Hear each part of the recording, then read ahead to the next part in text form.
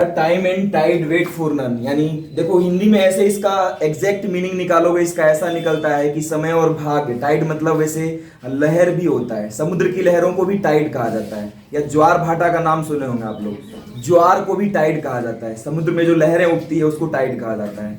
लेकिन इसका यदि हिंदी में मुहावरा या लोकोक्ति मानकर इसका मतलब निकाले तो इसका निकलता है कि बीता वक्त लौट कर नहीं आता। अब समुद्र की लहरें किसी का इंतजार थोड़ी करती, ना ही वक्त किसी का इंतजार करता।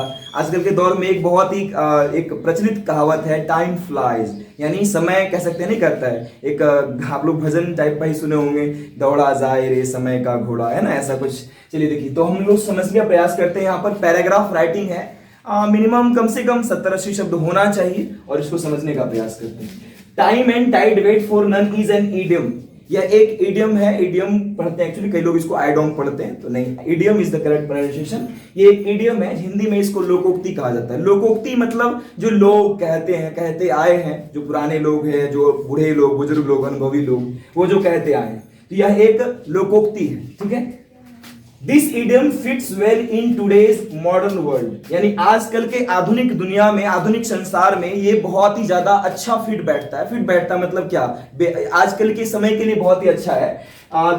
The pace of life has become so high, यानी पेस मतलब आप लोग 10th में पढ़े होंगे, the pace of living chapter पढ़े होंगे, है ना। पेस का मतलब रफ्तार होता है, यानी जीवन की रफ्तार इतनी ज्यादा हो चुकी है दैट वेस्टिंग लिटिल टाइम, यानी थोड़ा सा भी यदि हम वक्त बर्बाद करते हैं, can be dangerous for us, हमारे लिए वो हानिकारक, खतरनाक साबित हो सकता है। The number of people is very high, लोगों की संख्या बहुत ज्यादा है, and the opportunities are very less, और अवसर उतने ही कम है, यानी अपॉर्चुनिटी चांसेस बहुत कम है। So if we want to move with time, यदि हम वक्त के साथ चलना चाहते हैं, then we must not waste time, तो हमें अवश्य ही वक्त को बर्बाद नहीं करना चाहिए। We all know the story of the rabbit and tortoise, हम सभी जो है इस कहानी को जानते हैं, रैबिट एंड टॉर्टोइज। टॉर्टोइज का मतलब कछुआ होता है, वैसे टॉर्टोइज को टर्टल भी कहा जाता है, TURTLE। ठीक है, तो हम सभी खरगोश और कछुए की कहानी जानते हैं। But the sad thing is that, लेकिन बहुत ही उदास कर देने वाली दुख की बात यह है कि we are not ready to utilise, हम तैयार नहीं हैं उपयोग करने के लिए आवर टाइम, अपने वक्त का, इवन लाइक द टॉर्टोइज, उस कछुए की तरह भी अपना वक्त यूज करने के लिए, प्रयोग करने के लिए जो है हम लोग तैयार नहीं हैं। कछुए की तरह कहने का मतलब यहां पर क्या है कि कछुए जो है जिस तरह से उसने अपनी निरंतरता को बरकरार रखा था, आप लोग जानते ही होंगे, खरगोश की कहानी सुने होंगे ना, खरगोश आगे बढ़ गया, उसे लगा कि नहीं हम आगे निकल गए तो हम थोड़ा आराम भी कर लें तो चलेगा।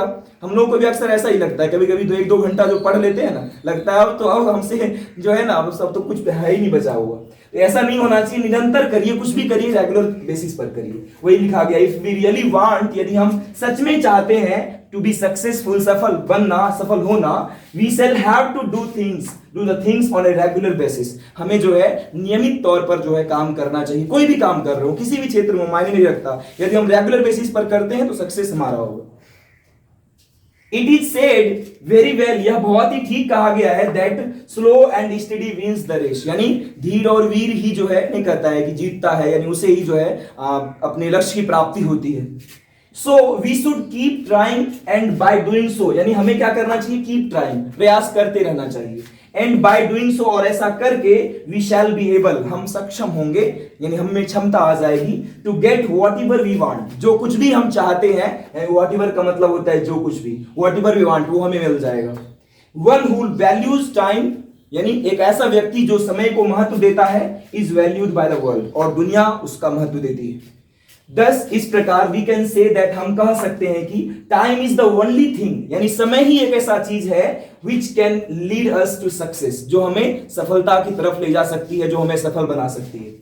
दोज यानी वैसे लोग हु डोंट वैल्यू इट, जो इसका महत्व नहीं देते, यानी समय का महत्व नहीं देते, आर मॉक्ड। मॉक एक बहुत अच्छा सा शब्द है, मॉक मतलब किसी का मजाक बनाना, किसी के ऊपर उपहास करना, यानी किसी के ऊपर हंसना, यानी क्या होता है, आर मॉक्ड बाय एवरीवन, यानी सब कोई उस पर हंसता है। स्वाभाविक है, जो समय के हिसाब से नहीं चलेगा, समय को वैल्यू नहीं करेगा, वो कुछ नहीं कर पाएगा, जो कुछ नहीं करेगा उसके ऊपर दुनिया हंसने के लिए तैयार है।